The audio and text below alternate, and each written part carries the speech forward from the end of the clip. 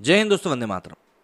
धृतराष्ट्र का पुत्र मोह ही था जिसने कहीं ना कहीं दुर्योधन को इतना ज़्यादा शक्तिशाली बना दिया, अपने मद में ही चूर कर दिया कि बात महाभारत तक पहुंच गई। और फिर वो श्री कृष्ण थे जिन्होंने समझाने की कोशिश करी, लेकिन वो समझे नहीं। अब अगर हम आज के समीकरण की बात करें तो पुत्र मोह में एक पार्टी बैठी हुई है जहां पर सोनिया गांधी उसकी अध्यक्ष बनी बैठी हुई हैं। वहां पर सब यही चाहते हैं कि भाई गांधी परिवार के हाथ से कमान ना छूटे। ऐसे में प्रशांत किशोर को जब ये न्योता भेजा गया कि भैया आइए, कांग्रेस का सुधार कीजिए, और उसके बाद कुछ बातें ऐसी निकलकर सामने आई जिससे कि उनका और कांग्रेस का जो मिलन होना था वो हो नहीं पाया। क्या कुछ शर्तें थीं, क्या कुछ नहीं थी, और क्या कुछ बातें सामने आई हैं, और उसमें राहुल गांधी को लेकर क्या जिक्र हो रहा है बार बार, इन सभी बातों के बारे में हम जानेंगे इस वीडियो में, और आखिर में इसके ऊपर एक डिस्कशन भी करेंगे। सोनिया गांधी के साथ 10 दिनों तक चली लंबी एक्सरसाइज के बाद अचानक प्रशांत किशोर के पार्टी में शामिल नहीं होने ने सभी को चौंका दिया। इसके पीछे एक बड़ा कारण सामने आया है और बताया जा रहा है कि प्रशांत ने प्रियंका गांधी वाड्रा को पार्टी में अध्यक्ष पद की जिम्मेदारी देने की मांग की थी, और साथ ही वे पार्टी के अंदर सुधारों के लिए फ्री हैंड यानी हर तरह की छूट चाहते थे। लेकिन सोनिया राहुल गांधी को ही पार्टी का अध्यक्ष बनाना चाहती थी।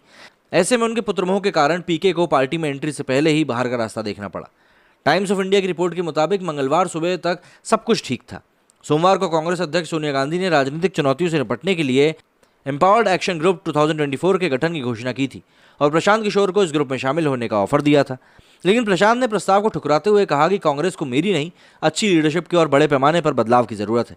मंगलवार सुबह एआईसीसी प्रवक्ता रणदीप सुरजेवाला ने ट्वीट के जरिए प्रशांत को दिए गए प्रस्ताव की बात कही और उनके इसे ठुकरा देने की भी जानकारी दी है।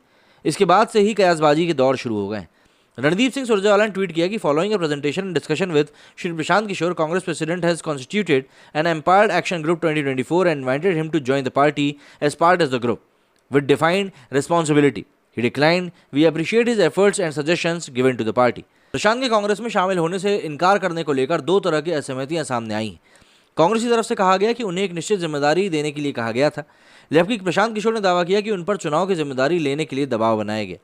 प्रशांत ने अपने ट्वीट में साफ तौर पर यह कहा कि कांग्रेस उनकी तरफ से सुझाए गए बड़े पैमाने पर जरूरी सुधारों को स्वीकारने को तैयार नहीं है, जिनमें एआईसीसी के ढांचे में बदलाव के साथ साथ कांग्रेस अध्यक्ष के कार्यकाल का मुद्दा शामिल है, और पार्टी उन्हें केवल चुनावी रणनीति तक सीमित रखना चाहती है।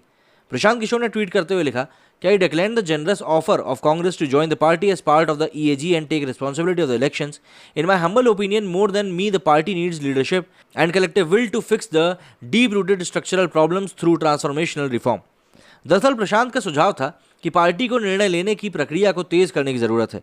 साथ ही चुनाव प्रबंधन और संगठनात्मक प्रबंधन के लिए निश्चित विंग बनाने की भी उनका प्रस्ताव था। इसके अलावा वे पार्टी में जरूरी सुधारों को लागू करना चाहते थे और उसमें खुली छूट चाहते थे, लेकिन कांग्रेस के वेटरन नेता उन्हें इतनी छूट देने के लिए तैयार नहीं थे। कांग्रेस के एक पदाधिकारी का दावा है कि प्रशांत किशोर चाहते थे कि पार्टी प्रधानमंत्री पद के लिए अलग चेहरा और अध्यक्ष पद के लिए किसी दूसरे का चुनाव करे। पार्टी अध्यक्ष पद के लिए उन्होंने प्रियंका गांधी वाड्रा का नाम सुझाया था, जबकि सोनिया गांधी समेत तमाम वेटरन नेता राहुल गांधी को दोबारा पार्टी चीफ बनाने के पक्ष में थे। विचारों के इस टकराव के कारण ही पीके और कांग्रेस के रास्ते अलग हो गए।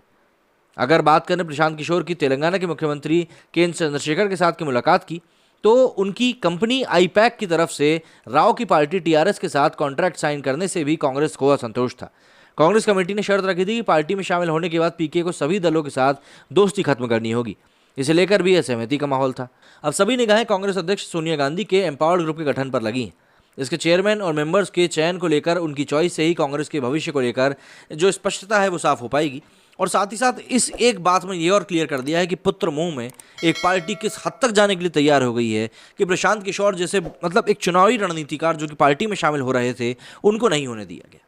बंगाल में भाजपा जीत जाती, लेकिन जो रणनीति प्रशांत किशोर ने तैयार करी उसके कारण आज देखिए ममता बनर्जी दोबारा चुनाव जीत के बैठी हुई है। ऐसे में कांग्रेस को कहीं ना कहीं अपना ये धृतराष्ट्र वाला जो रूप है वो खत्म करना होगा और सही तरीके से सही चीज़ों को सही समय पर चुनना होगा। मेरे स्टूडियो में फिलहाल इतना ही। जय हिंद, जय भारत।